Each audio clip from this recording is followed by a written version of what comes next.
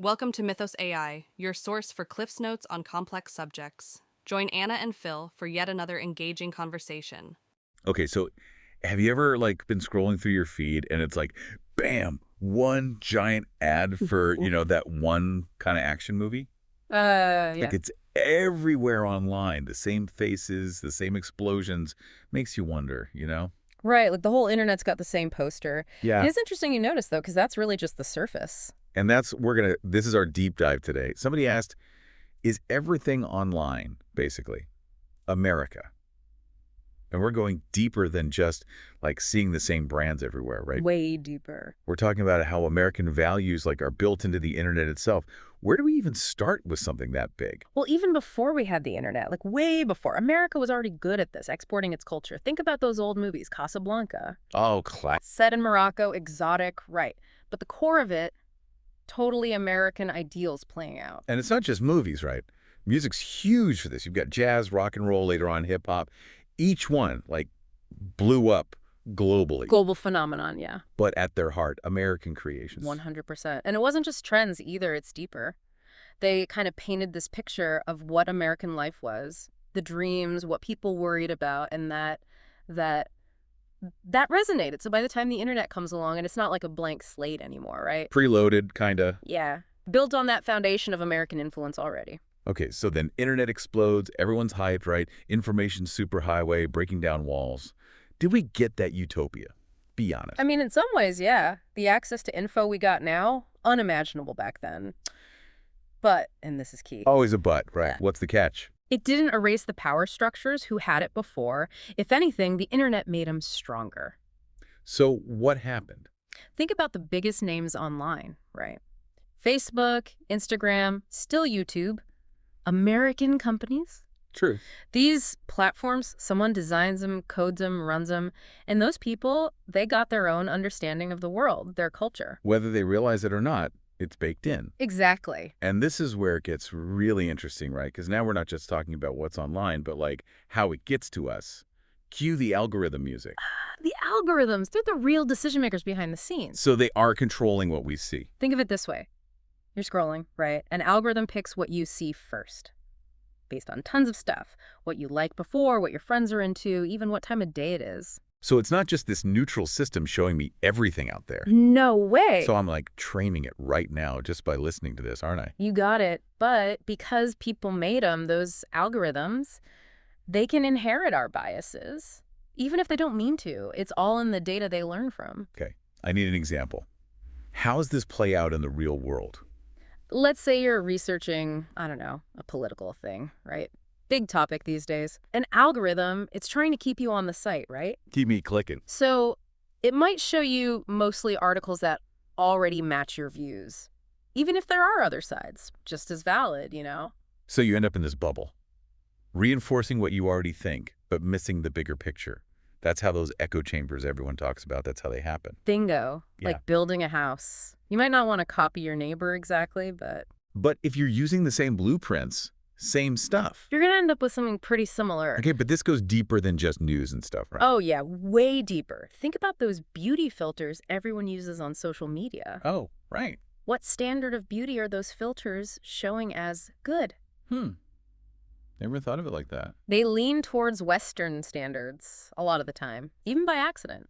It subtly makes people think a very specific look is normal. Wow. And I bet most folks don't even realize that's happening. So it's these tiny things online Subtle, yeah. are quietly messing with how we see the world. That's it. And it's not just visuals even. Like AI music is getting big now, right? Oh, yeah. Everyone's making AI death metal bands now or something. Even if the program's not trying to favor one kind of sound, it's still using data. And that data might be mostly, say, American pop music, just as an example. So it all comes back to the data. If it's biased going in, The tech built on it, it inherits that. that's kind of huge when you think about it. It's a big deal, yeah. But not hopeless, okay? We're not powerless here. Okay, good, because that was getting a little scary. So what do we do then? Feels kind of overwhelming, right? Step one, just knowing this is happening, that's huge. And then we got to be more careful what we're doing online. Actively look for different sources, not just the same old stuff. So like diversifying my media diet, you're saying? Exactly. Like you need to eat more than just pizza, right? No matter how good that pizza is, you got to branch out, try different flavors online. Okay, I like that. But how do you even start doing that? There's so much out there. Baby steps. Instead of your usual news sites, see what other countries are saying about the same stuff. Oh, interesting. And social media, same thing. Look for accounts from cultures different from your own different viewpoints. And like even clicking on those suggested articles, the ones that are kind of out there. Yeah. Sometimes the algorithm knows what you need, even if you don't, you know? Huh? Little digital nudge. Try this. Yeah. But real talk for a sec.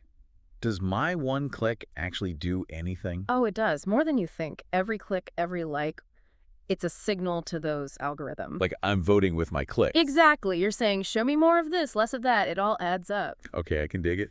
But honestly, Mm. can we ever really get away from the American influence online? Truly. It's not about, like, erasing it, you know? Yeah. More like making sure it's not the only voice in the room, right? Making space for the others at the table. There you go. It's about adding more voices, different views, different experiences. That's the key. So coming back to the start, someone asked, is everything online just America? Sound like it's not a simple yes or no, huh? Nope. American culture, it's huge E online, no doubt. But it doesn't have to be one-way traffic, you know? Two-way street, we can impact it back. The internet could be this amazing mix, right? All these cultures, ideas, learning from each other. That'd be something. But we gotta make it happen, you know? What you said before about us training the algorithms, that stuck with me. Kind of empowering, honestly. We do have some say in this. Exactly. By going out of our way, finding those different voices, those perspectives, we're teaching the algorithm, hey, there's more out there, show them that. So it's a win-win. More interesting internet for everyone. That's the hope. Okay, so actionable stuff. What can we actually do? It's easy to feel like, meh, my choices don't matter. They totally do. But it starts small. Be aware of what you're already looking at online, then branch out. Subscribe to creators who aren't like you, from different places, different backgrounds. Show them some love, even if it's just a follow. So putting my money where my mouth is, literally like subscribing to those channels, engaging with the content, that helps. Huge help. Sends a message, not just to the algorithm, but to the creators themselves. And don't underestimate just talking to people. Having those hard conversations. Especially those, the ones that make you a little uncomfortable, where you have to rethink what you thought you knew. That's where growth happens, you know? Which kind of goes back to what we said at the start, right? Yeah. It's not about being perfect. Like suddenly I'm following every type of... Every creator on Earth. Yeah, exactly. It's more about just being open to it, you know, to new stuff, new voices. Absolutely. No one's expecting you to become like an expert on every culture overnight or something. Right. Just those little things. Being aware of what you're watching, reading, and then look for stuff outside that. Making the effort. Even a little bit every day. It adds up. Those small changes. Big impact in the long run. It's like we're all, I don't know, making this big digital tapestry together, kind of. Ooh, I like that. And the more different threads we use, the more colors, textures. The more interesting the whole thing is. Exactly. Instead of just like one big blob of the same. That does kind of speak to how the internet really eye us, though. Like, we're all connected, whether we realize it or not. And we have more power to change it than we think, too. Way more. To everyone listening, like, seriously, you do have power. Every time you click something, share it.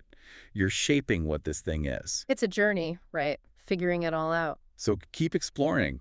Keep being curious. Don't be afraid to click on something new. You never know what you might find. Exactly. Could be your new favorite thing. And hey, most importantly, you've got the power to make the internet a better place for everyone.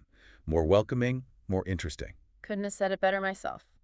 That is a great note to end on. Thanks for taking this deep dive with us today. Anytime. Enjoyed it. Thanks for listening to Mythos AI. Stay tuned for more concise insights. And remember to hit the like button and subscribe for future episodes.